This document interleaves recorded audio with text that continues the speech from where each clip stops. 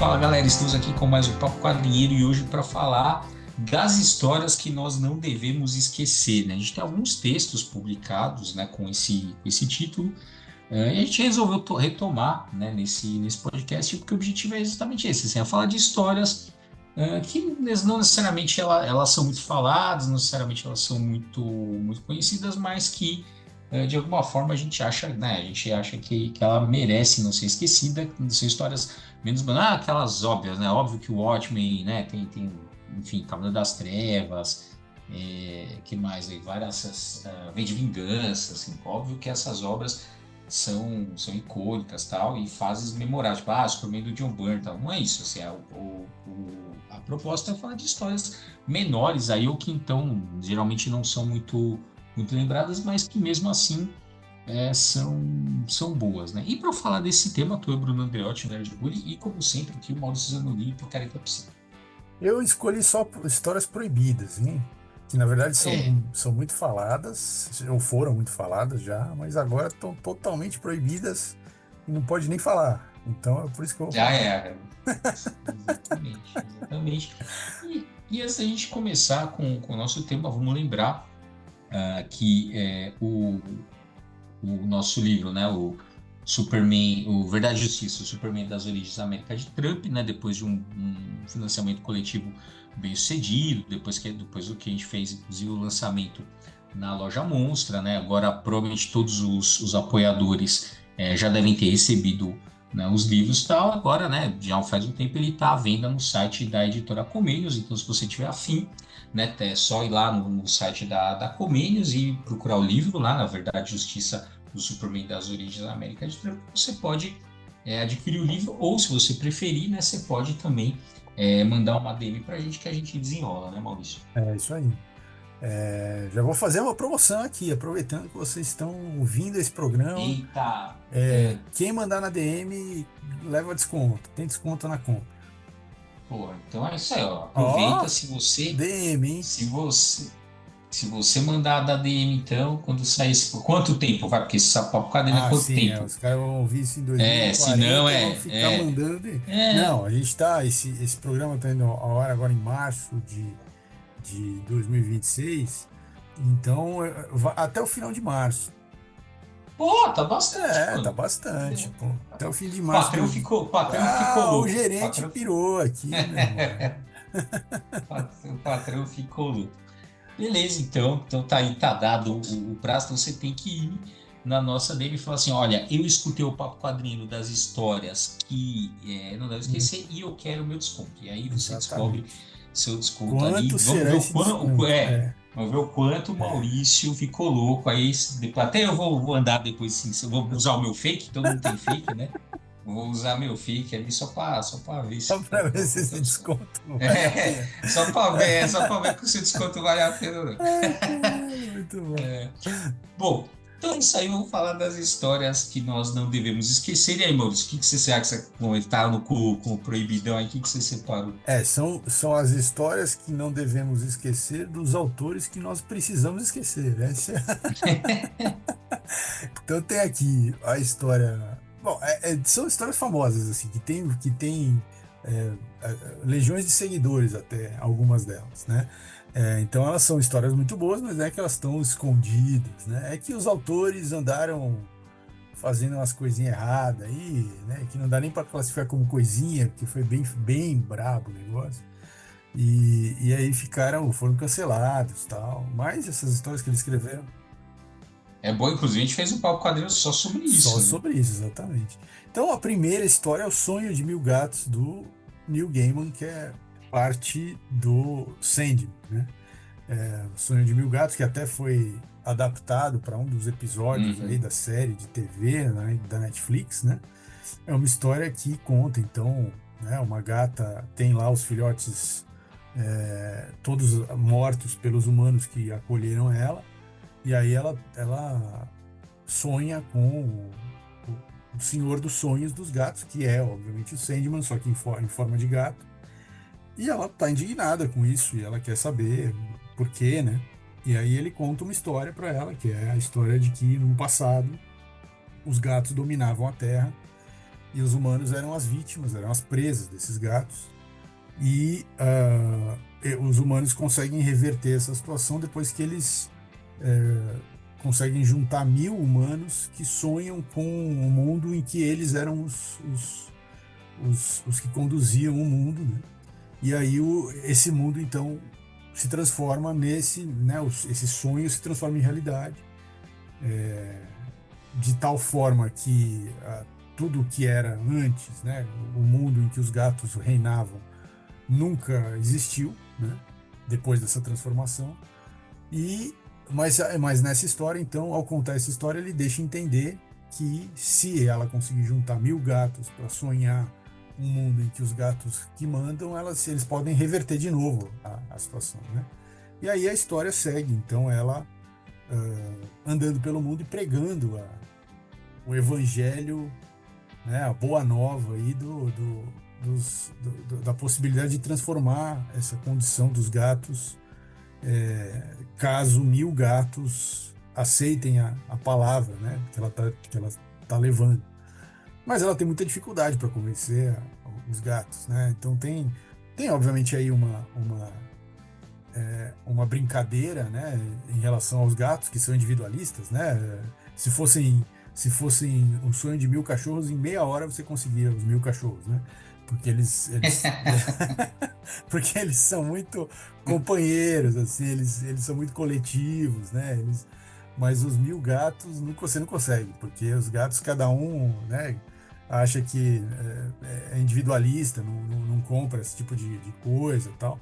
Mas existem os crentes, né? Então, no fim da história, tem um desses gatinhos ainda muito jovem, muito filhote, né? Mas ele se declara um crente fervoroso dessa ideia, ele quer ajudar a pregar e tal. E aí ela sente uma esperança, assim, de que talvez ainda seja possível reverter isso, porque existem os crentes, né? Então é um debate interessante sobre crença, sobre os dilemas humanos em relação aos sistemas de crença e as dificuldades que nós temos com isso, né? Mas também a necessidade, o quanto que os sistemas de crença que impulsionam as transformações, né? E aí eu não estou falando de religião, eu estou falando também de religião, né? Mas qualquer sistema de crença, né?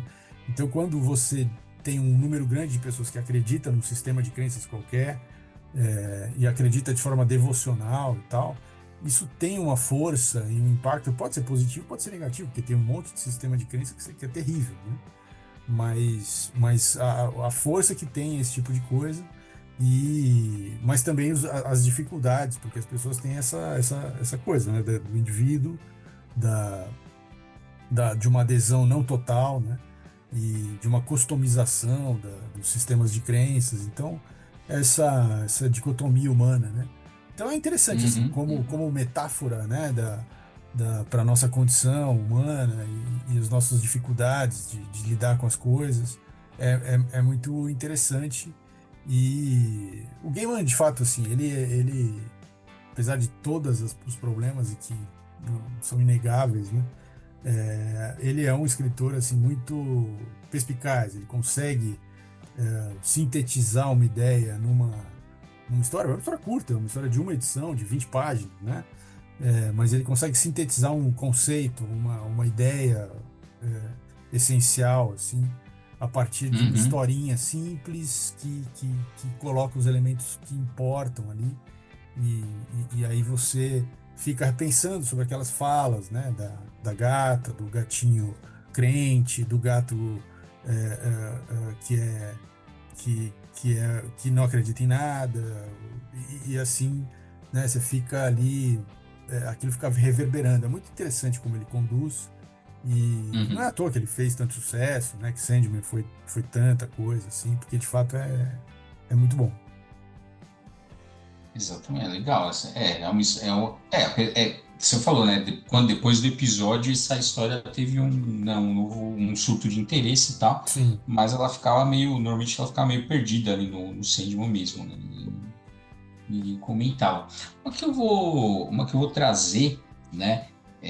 Que eu gostei na época também, e é bem legal, Quando teve os Novos 52, né, não sei se vocês lembram, mas na época dos Novos 52, a numeração de todas as revistas, elas voltaram ao 1, né? Inclusive a Detective Comics, que era a mais tradicional, que nunca tinha sido zerada, né? Então a Detective Comics estava, sei lá, em qual número, sei lá qual tá hoje, tá, mas era um número pra caralho, porque desde de 39, de 39, né?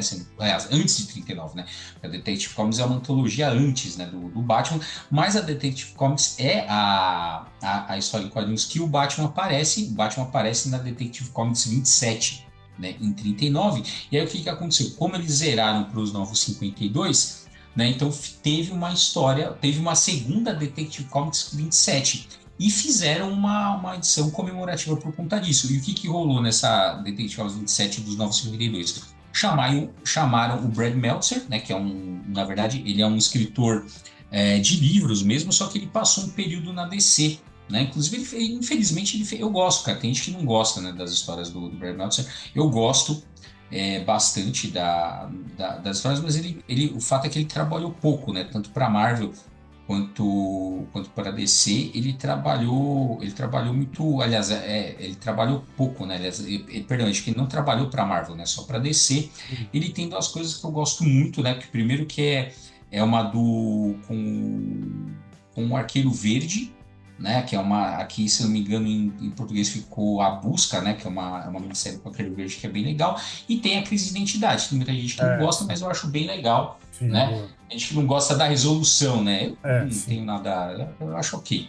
E gostei muito, assim, tá bom, mesmo que a resolução, o assassinato, tal, coisa, né, quem matou, a galera ficou meio, deu uma brochada, né, na época, né, porque, mas era isso e tal, mas assim, eu gosto da história, e mesmo se não for isso, aquilo é só um detalhe para você trabalhar a questão da família, né, questão das relações interpessoais ali no universo DC, né, naquela época da crise de identidade era muito isso, né, querendo mostrar uma coesão, né, do universo DC, então você via muito da relação, assim, como que seria aquela relação, né, de uma relação, assim, deles como amigos, deles com a família, né, de como eles se relacionavam até com os próprios vilões, né, porque fica uma coisa meio caricata, né, meio que, né, assim, Uhum. pô, sempre, né, sempre o mesmo cara, sempre tentando fazer umas coisas e nunca conseguindo, então é como se como se tudo aquilo acontecesse de fato, né? E é meio que isso que é trabalhar. Então, tem essas histórias legais, né? Depois ele passa uma fase também legal com a Liga da Justiça, mas então ele é chamado para reescrever, né, a primeira história, né, do Batman, que é o caso da Sociedade Química. Então, Uhum. aparece reescrita, né, ali a história. E o que eu acho legal dessa história, né, é que tem uma hora que que perguntam, né? Ou ele começa a dizer por que que ele faz, assim, por que que o Batman faz aquilo que faz. Né? Isso não tem na história original, mas tem uma hora que eu não lembro se ele começa a falar do nada ou se perguntam para ele. Eu sei que ele começa a falar, assim, responder por que que ele faz aquilo que ele faz. Só que ele dá várias respostas e na verdade todas as respostas que ele dá meio que significa e representa uma fase que o Batman passou ali, uma Uhum. concepção de um autor tal, né? E eu separei, eu lembro na época eu fiz um texto, né? 2014, já tem 12 anos esse texto, que ele fala, eu separei alguns, que é assim, ó, eu faço porque para que ninguém passe pelo que eu passei, né? Uhum. Eu faço porque eu tenho os meios necessários, embora eu faria mesmo se eu não tivesse, né? Eu faço porque eu sou louco, né? Então essa é uma das explicações também muito boa, né? Eu faço porque não há nada mais poderoso do que uma pessoa comum, né? Uhum. E eu faço porque não existe algo como uma pessoa comum, né? Então, ele dá N outras, né? Essa aqui foi só as que eu destaquei na época, e é isso, assim, passados há mais de 12 anos aí dos novos 52, essa história facilmente passaria batido, né? Mas eu queria lembrar, porque ela é legal, se você gostar do Batman, vale a pena você conhecer essa releitura aí da primeira história do Batman pelas mãos do Brad Meltzer. Muito bom. Não, é bem legal, vale a pena. Mas e aí, Maurício, qual que é o seu? O meu é light, né? Perto disso aí, que o seu é só proibidão. Só proibidão. Agora vamos para outro proibidão que também só fez bobagem, foi também cancelado. mas que também é um autor muito interessante, escreveu muitas coisas legais, que é o Warren Ellis, né? Uhum. O Warren Ellis Não, o que Maurício a dedo, né? O cara pegou assim, vou pegar todos os caras só os cancelar. mais filhos da puta. É, Só. mas, cara, realmente tem umas histórias boas desses caras, né? Então, essa Tem, história pô. que que saiu, era parte de um arco do John Constantine, do Hellblazer, né? Mas que foi, exatamente por causa do tema da história, foi motivo de demissão do Warren Ellis do título, né? Hum. Porque ele brigou, ele queria, não queria que mexesse na história, queria que ficasse do jeito que ele tinha concebido e tal. Mas deu briga, obviamente, porque é um tema tenso nos Estados Unidos, que é a questão desses é, assassinatos em massa, esses tiroteios em massa Uhum. que tem nas escolas, né? E isso é uma coisa de já tem décadas que acontece lá, e eles não conseguem achar uma solução para isso. Isso vira um debate ideológico entre os partidos. E assim, né? Vamos e venhamos. Enquanto tiver vendendo arma no Walmart, dificilmente vai Não vai resolver essa rolar, porra, né? Assim, exatamente, pô, os caras exatamente. ficam com aquela que, porque tem Ah, um a direito, segunda a emenda, porque não sei o emenda quê. tal, assim.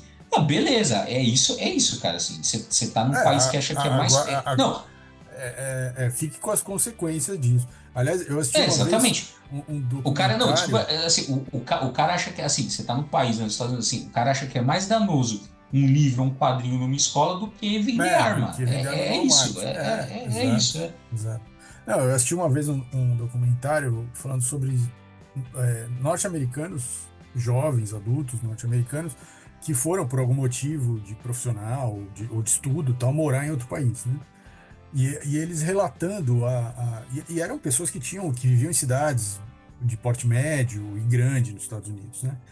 E eles foram morar em outros países em condições muito diferentes, e tal, às vezes em cidades muito menores, e tal.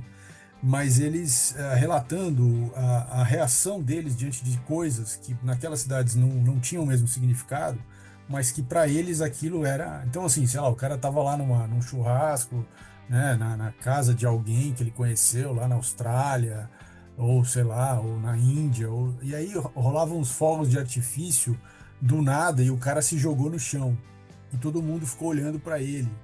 Tipo, cara, você tá bem e tal? Ah, não, porque eu cresci num bairro, ou na escola que eu estudei, teve não sei o quê, e eu tenho meio trauma. Então, assim, os caras falando o quanto que eles já tinham naturalizado aquilo e que quando eles foram para fora, eles perceberam o quão fora do mundo é viver desse jeito, né? E que eles já tinham naturalizado porque aquilo já está acontecendo há muito tempo e toda hora acontece, então é uma doideira, assim, é uma doideira. Bom, então o Warren Ellis escreve essa história, que é o John Constantine aparecendo lá. Então tem uma pesquisadora que está investigando vários casos desse, e ela percebe que a presença do John Constantine em vários desses casos, né? Ele está ali próximo do local, e aí ela acha que ele tem alguma relação com isso, e aí no fim das contas não, é porque ele estava também investigando para entender o que estava acontecendo, e a conclusão dele é que aquela sociedade, que é bem John Constantine, né? O cara da banda punk, o cara, né, da Vênus do marketing e tal.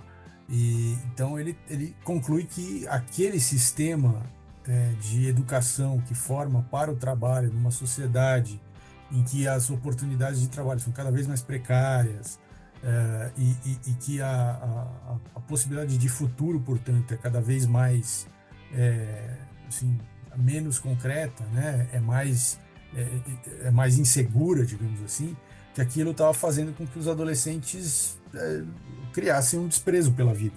E isso fica claro na cena final, em que eles observam lá um vídeo que foi feito com as câmeras dentro da escola, em que eles conseguem ler, fazer a leitura labial de o que o adolescente que estão tendo lá um adolescente armado apontando a arma para o outro, e aí eles veem na boca desse outro, que é a vítima que foi assassinado, o que ele diz antes de levar o tiro. e ele diz atire, que é o nome do quadrinho. Ou seja, me mate, porque a minha vida não tem sentido, né? E então, assim, é bem pesado, né? É uma crítica bastante aguda a respeito do problema. É uma crítica que, em geral, o debate público nos Estados Unidos não faz, né? Não vai para esse lugar, fala que é um problema geracional, que é um problema da criação dos pais, que é um problema sei lá, do videogame, né? Do RPG, sei lá, vai qualquer coisa. Mas essa crítica social, essa crítica é, é, assim, político-econômica, social, mais complexa, não se faz, né? Então, muito bom, assim, como ele apresenta a história, o assunto, trazer um assunto polêmico, difícil mas necessário, e dar esse recorte, né? Dar essa profundidade para análise. É, e aí custou o emprego do cara, né? Então é interessante isso, né? Ainda que seja um canário, que né? É inegável, né? Mas é isso, é uma das histórias que eu acho que vale a pena revisitar, porque isso continua rolando, quer dizer, essa história, sei lá, de 2013, saiu aqui no Brasil, mas lá nos Estados Unidos é antes. Porque o que que aconteceu, né? Ela, na verdade, ela estava programada para sair pouco depois do massacre de Columbine, Ah, tá, né? Que bem teve até antes, o filme então. do Baco. Então, ela é bem de É. antes. Ela foi de. Eu não sei, a história ou ia sair lá em 99 ou 2000, né? Então Uhum. ela ia sair pouco depois ali.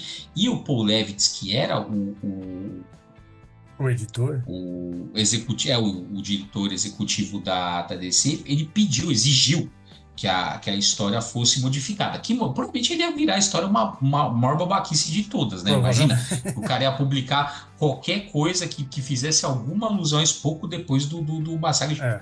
de Columbine, né? Porra, não ia dar. E aí você estava falando, aí o Ellis, ele foi terminantemente contra, né? Não, e isso causou a saída prematura dele do Hellblazer, né?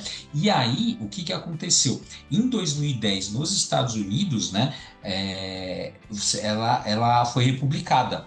Né? Hum. Então apareceu, aí finalmente foi publicada a história tal como o Warren Ellis tinha pensado, que é essa história aí que você contou, tal, que é a parte chocante, né? Porque a Isso. história é meio isso, né? Eles querem descobrir o que o menino falou, né? Que palavra Isso. que ele falou, tal, não sei o quê. E na hora todo mundo fica chocado e é isso que você estava contando aí, É. né? E aí apareceu em 2010, e aí a Panini saiu aqui no Brasil em 2013, era a Vertigo Especial. Cara, essa Vertigo Especial de 2013 é muito boa. Quem Uhum. tiver, assim, se você achar no sebo, você pega, porque não tem como Mate Seu Namorado, do Grant Morrison. Cara, realmente é uma edição que vale a pena, né? Então, se você achar no sebo alguma coisa, você pode pegar que vale, né? E depois, mais recentemente, daquela John Constantine, acho que aquela coletânea, né? Eles estavam republicando o John Constantine e Hellblazer Volume 2, Histórias Malditas, não sei, Uhum. 2018, não sei se teve depois disso, né? Mas a história é essa, né? Falei, imagina, aí só que você vê a loucura, né? Porra, o cara tava tratando de algo, né? Que tava ali, né? Assim, né, que não é. Né, o Columbine não foi o primeiro, mas ele já tava tratando disso, né? Ali nos quadrinhos, que é um problema daquela sociedade, cara. Sim. Problema bem grave. E os caras, foda-se, né? Não, é exatamente assim, e não vai resolver. Né? Não vai. Ah, Né, os não. caras, né, é impressionante, né? Assim, o cara faz tudo. Ai, bota detector de metal na escola, Isso, faz não sei o isso. que. Pô, o cara pensa menos no óbvio, né? Não quer fazer de tudo menos o que precisa, né? Exato. Impressionante.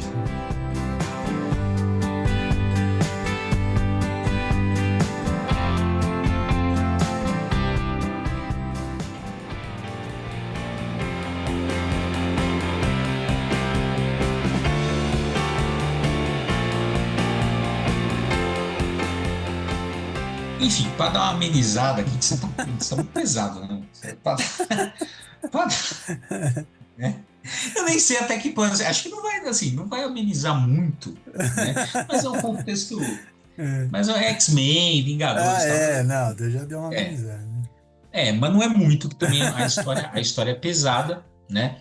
Que é a que eu vou trazer para a gente comentar, que é o X-Men versus... É das vezes o X-Men versus Vingadores. Aqui no Brasil saiu na época os Marvel 2002 e 91, que foi quando eu li pela primeira vez, e quando aquilo... Cara, assim, é uma história realmente que me marcou muito, né?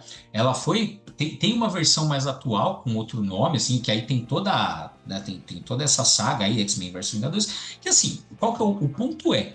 Cara, a história, ela é comum, assim, bem besta, é só mais uma porrada aérea do X-Men versus Vingadores. Mas o que que ela tem de interessante, né?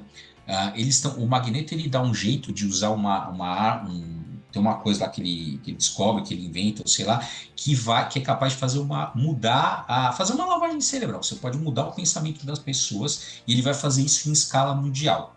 O que que ele quer fazer com isso? Ele quer, né, ele vai usar isso para tirar o preconceito das pessoas contra os mutantes, né? Então é esse o objetivo. E aí os Vingadores estão indo lá, né? Os X-Men estão naquela situação e tal. E aí, beleza. Então, chegar na hora H, tá lá o Capitão América e o Magneto tretando. E aí e aí eles começam a debater. Ele fala assim: olha, eu vou usar, né? Pô, é errado, né?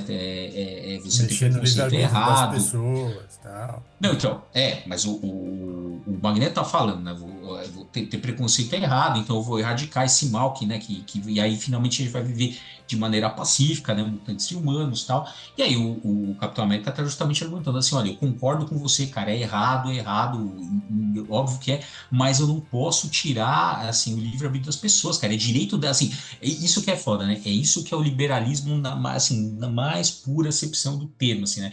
Você tem que ser livre até para pensar errado, né? E o livre, assim, eu posso te tolir nos seus atos, mas não nos seus pensamentos, É. né?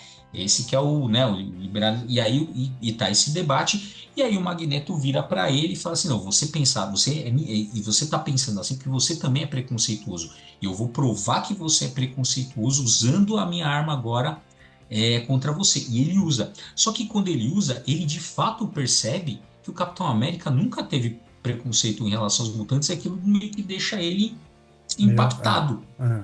né? E aí, nesse momento, ele vai lá e é o momento em que, né, ele fica meio atônito, alguém aproveita para derrubar o Magneto e tal, e aquilo resolve. Então, assim, cara, esse debate, aquilo me marcou muito. Falei, meu, porque é isso assim. Ah, tá bom, eu vou fazer, né, uma lavagem cerebral aqui, mas para coisa boa. Mas, assim, realmente, né, não é direito das pessoas, ou não é? Eu falei, uma coisa é óbvio, né, você tolir nas pessoas nos seus atos, né, mas não Hum, no pensamento e tal. É de fato um dilema ético, hum. né? Tinha que botar o Magneto para falar com o Monark e com o Glenn Greenwald. Eu acho que ele precisava conversar É. que são os Não, maiores então, mas, cara, defensores da liberdade de expressão total e restrita e qualquer coisa. Então, mas veja que o debate não é da liberdade de expressão, Sim, sim, é porque, da liberdade né, de pensamento, de sim. pensamento, que é algo mais íntimo É que ainda, naquela né, época assim, não tinha Twitter, né? Que virou o é, pensamento público, né? não, Mas tudo bem. exatamente, É, mas isso é uma boa, cara, porque assim, você também tem que contextualizar, né, então é uma história exato, de 91, né, exato. antes provavelmente, 91 é a publicação aqui no Brasil, né, então Sim, deve ser bem ali antes. 90, É, 89, talvez até antes. Então assim, realmente, assim, você está num mundo onde você não tem, onde as pessoas, não, a internet que é isso, as pessoas falam qualquer bobagem a qualquer hora e aquilo pode ter um alcance absurdo, exato. né? Então era outro mundo. Provavelmente essa história ela nem seria escrita dessa forma se ela fosse escrita hoje. Mas essa é. Tanto é que depois que eles capturam, aí entra num outro ponto vai entrar uma outra fase também que é muito boa, que é o julgamento do É Magneto. isso, Porque ele isso, foi isso. preso, e agora ele vai a julgamento. E aí começa uma comoção, humanos versus mutantes e tal, É, mas aí não foi muito. Mas, cara, toda essa fase, toda essa história muito boa. é bem legal. Eu falei, tudo em volta ali é esquecível, mas essa parte, né? Essa que é a parte 4 inclusive. Todo o resto eu falei, eu nem lembro, mas esse momento eu falei, caralho, mano, como que você resolve isso, né? Então, ainda mais hoje, né? Assim, hoje a gente tá, né? A gente vive N problemas justamente porque ele está exatamente nessa sociedade onde praticamente o livre pensar, né? A liberdade de pensamento virou uma liberdade de expressão, porque é isso, você não tinha um canal, né? Onde você podia para se expressar publicamente isso, né? publicamente aquilo que você pensa a qualquer momento, qualquer hora do dia, né? Exato. Então é muito louco isso, É, como que as coisas foram colando e agora, né? Provavelmente se a gente, né, não teria muita dúvida, né? Acho que até talvez até o Capitão América falou: essa porra aí que a gente porra, resolve meu problema, chega, o Capitão não América aguento chegar com mais. o bonezinho Magneto estava certo. É,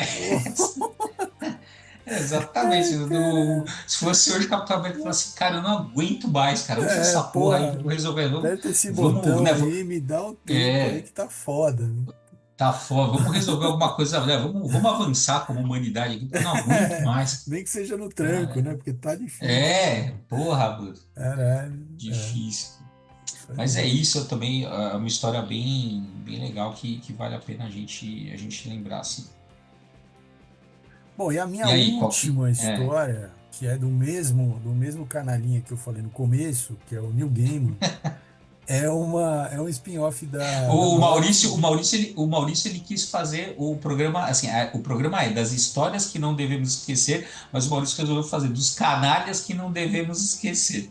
Dos autores cujas histórias É. são boas, mas que infelizmente não dá mais para sustentar esses nabos aí, mas as histórias são boas.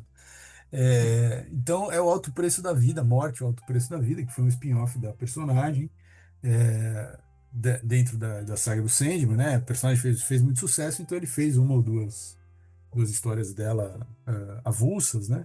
E que e também, exatamente pelo nível de qualidade e de fanbase que tem a personagem e essa história, essa história especificamente também foi adaptada para um dos episódios da série de TV do Sandman, que ficou muito boa, né? Porque é um episódio da morte, não tem a participação de nenhum outro personagem, nem do personagem principal, é uma história dela solo, que é um dia que ela tira para viver com uma mortal aqui na Terra. E aí ela se encontra com um rapaz lá, o Sexton, no quadrinho, que é um cara que estava pensando em se matar, né? Então, essa brincadeira, essa metáfora, e aí esse cara meio que se apaixona pela morte, né? Olha só que interessante essa construção, né? Você colocar a personagem como uma pessoa ali vivendo um dia com uma mortal e um personagem que estava pensando em se matar não comete esse ato porque vê a morte e se apaixona por ela, né? E começa então a seguir ela, e aí os dois começam a criar uma relação, e aí ela começa a propor coisas para fazer, e ele vai seguindo junto com ela, mas ele tá meio, obviamente, ainda meio sem acreditar na vida, né, basicamente, e ela tá completamente feliz e aproveitando cada pequena experiência ali para né, de estar viva e tal, e vendo em cada pequena experiência de estar viva uma coisa incrível, e ele tá assim, sem nenhum tipo de relação assim, com a vida, achando que a vida não vale nada, que não tem. Mas óbvio, vai acontecendo um monte de peripécias, eles vão para uma balada, eles são sequestrados, isso também acontece, tudo isso acontece também na série. Mas tudo para ele é terrível, tudo para ele é desesperador, tudo para ele é o fim, tudo para ele é a prova definitiva de que a vida não vale a pena. Mas para ela não, né? Mesmo as piores coisas, as situações mais adversas são motivos de ver como a vida é interessante, como a vida vale a pena, como a vida nos desafia a nos reinventar. É muito bom assim a história e ela vai fazendo esse contraponto até que chega no final, né? Em que termina esse dia e ela volta então a ser a morte, né? Ela volta a ser uma perpétua, né? Ela deixa de ser uma mortal. E aí a história acaba com essa mensagem, assim, né? De que talvez a morte, exatamente a existência da morte, seja a, a, o motivo pelo qual nós devemos aproveitar a vida, né?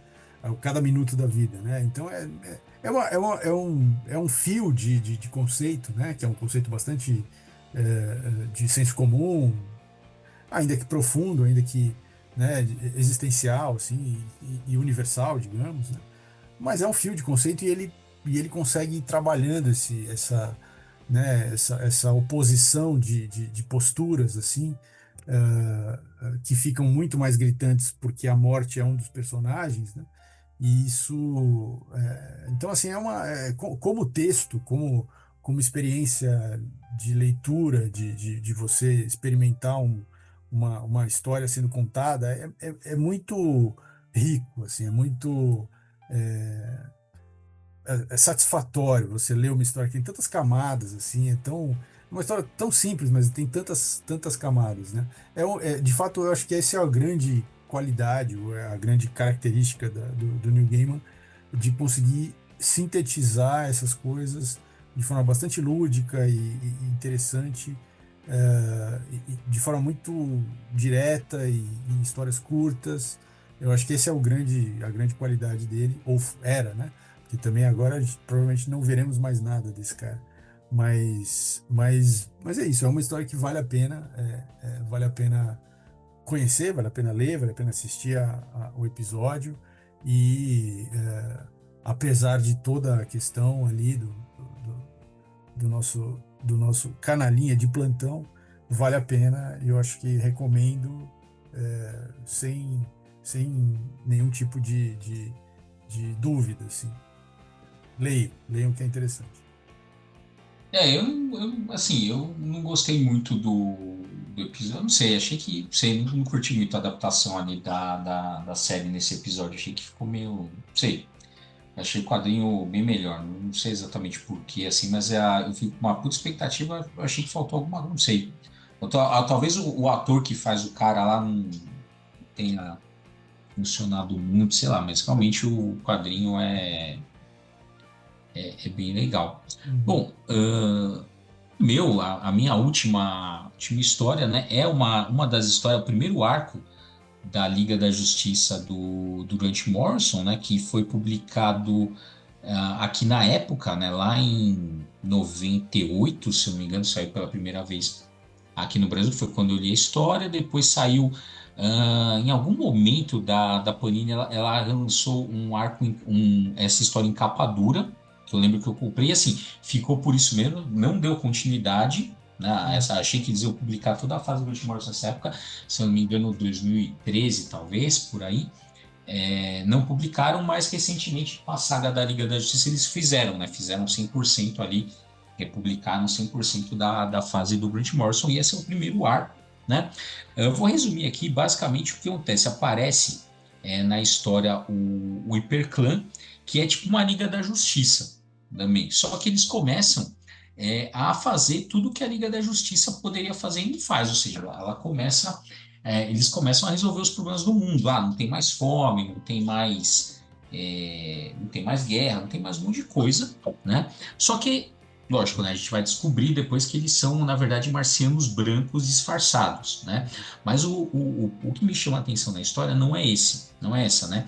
É o fato de que é isso, eles começam a resolver os problemas da humanidade, começam digamos assim, se a gente fosse colocar isso num plano religioso, né, é a mesma coisa que assim, se Deus começasse a atender todos os pedidos, né, que a gente faz, a gente ora, então não sei o quê, né, quem acredita ora, e assim, você imagina, né, e o que ele mostra, né, nesse quadrinho, que assim, ao eles fazerem isso, eles vão gerando N problemas também para a humanidade, né?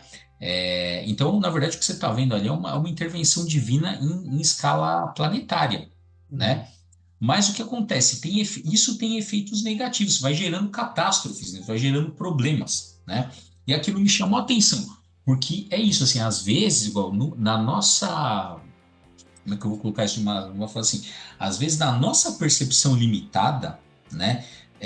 A gente tem uma coisa, assim, a gente não consegue perceber 100% das implicações dos nossos atos, né? Mesmo quando eu faço alguma coisa, né, vou dar um exemplo idiota, assim.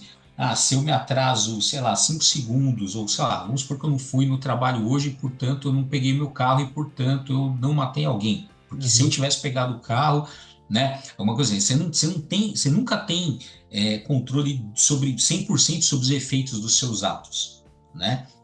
Então você não, no limite você não sabe se uma ação boa que você vai fazer ou que vai fazer para você resulte tem um efeito ruim, né? Para alguém no desdobrar das coisas, que é o que está mostrando, né? O que as pessoas estavam percebendo como coisas boas, na verdade elas iam resultar em coisas ruins, na verdade ia resultar em algo pior, né?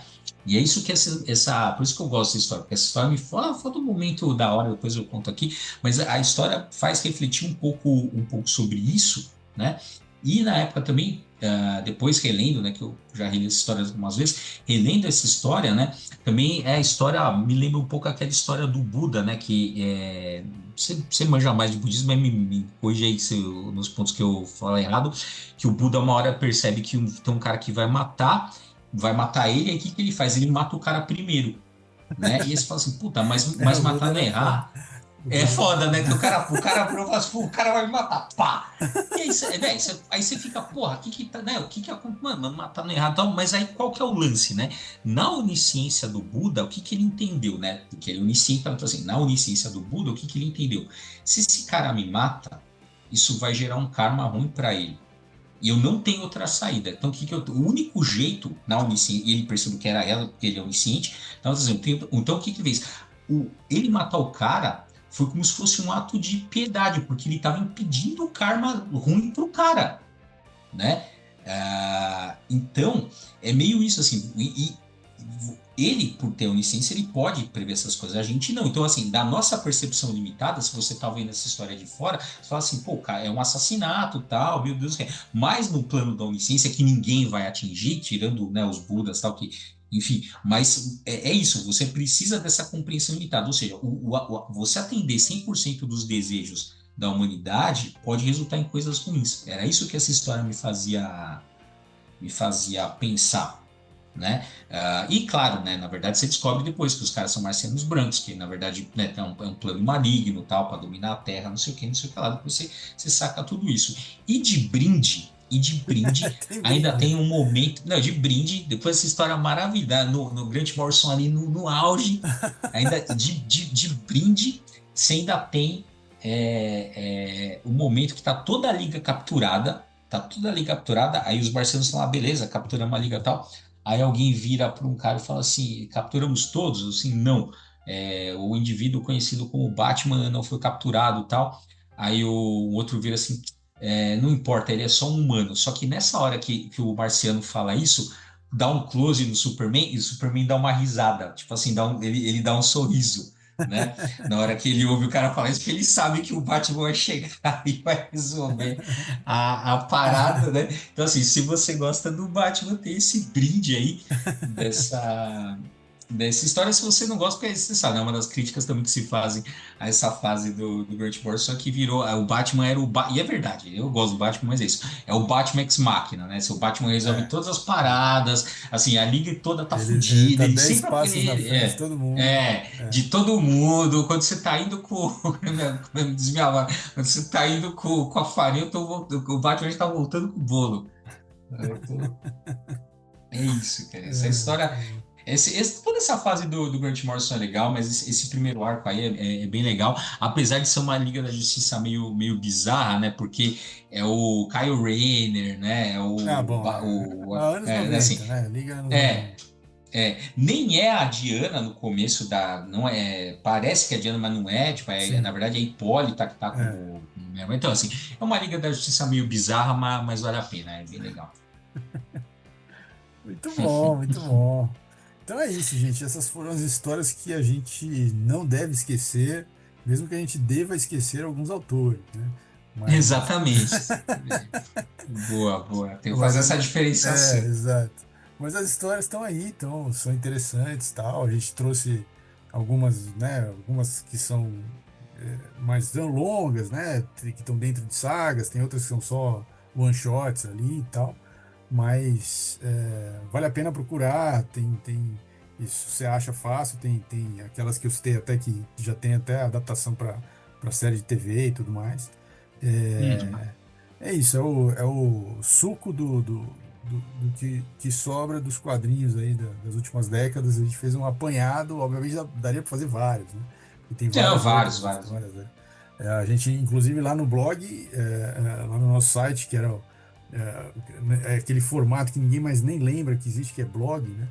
A gente escrevia Agora a gente lá, chama. a A gente gente chama chama de assim, ainda. site, né? Porque, hoje a gente chama de site, mas era um blog e Era um tal. blog e a gente era blogueiro, né? Faz tempo isso. É. Não, e Mas, outra, né? Se você, a gente precisa melhorar, a gente precisa, um dia a gente vai reformular esse site, assim, mas assim, se você quer lembrar de como era a internet em 2012, 2013, tá você lá, entra é o no mesmo, nosso tá a mesma site. cara. É a É, mesma cara é até legal, é hoje. vintage, né? Vintage. É vintage, foi. Então, mas lá tem vários textos, além desses que a gente citou aqui, tem outros ainda com esse título, né? Das histórias que não devemos esquecer, e tem várias coisas ali. Então, se vocês quiserem conhecer mais histórias como essas que a gente citou, para, né, que vale a pena procurar e ler, tem vários textos lá indicando. Então, a gente recomenda que vocês deem uma vasculhada no nosso site. Exatamente. Aproveita aí, comenta, seja no Spotify, seja no Google, aproveita aí, e comenta qual história que você acha que a gente não deve esquecer, que você lembra. Aquelas histórias assim, essas histórias, né, assim, que ninguém fala muito mais que, né, claro, por algum motivo te marcou, por algum motivo que você tem alguma lembrança especial, certo, povo? Então é isso. Vou lembrar vocês, então, aí, curte, comenta, compartilha aí o nosso conteúdo sempre ajuda. Avaliar a gente no Spotify sempre ajuda. Curtir o vídeo, comentar e se inscrever no canal também ajuda se você está vendo isso no YouTube. É isso, galera. Valeu. Até o próximo Papo com a Dinheiro.